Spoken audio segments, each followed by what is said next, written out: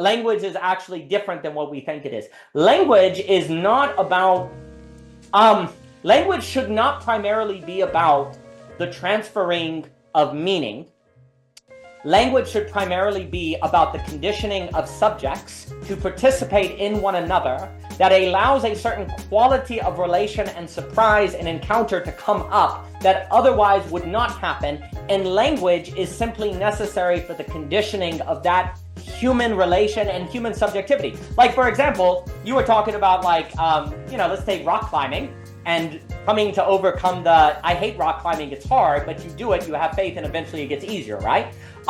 If there is no language, you may never find the rock wall, or you may never get the idea of the rock wall. Like, language helps coordinate you to these places of development, but it is primarily a coordination mechanism versus a transfer of meaning. We need to think about language more of social coordination than it being about meaning, because then language is not language per se. It is actually more directionality, right? And so for me, the problem with saying there is no meta language, although I agree with that sentiment, is you actually need to go through it to say there is no language. There is coordination. And the key of quote unquote meaning is actually the practice, the meta practice. Because saying there's no meta language doesn't mean there isn't a meta practice. You can have, because here's the key.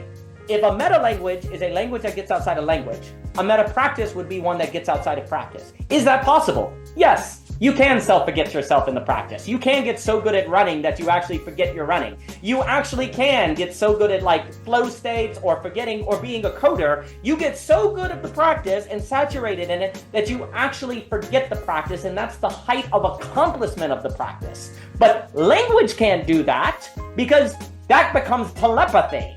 Like, if you forget you're using language, it actually is non-language, telepathy. The ability to actually know meaning without communicating it by sound. That would be to get beyond language. But that actually isn't language, that's telepathy, and that would be a practice, wouldn't it? That would be more of something you could do in a certain intimacy, right? So we need to think about practices. And what are the practices to create the conditions by which something can come forth that would have a surprising character to it?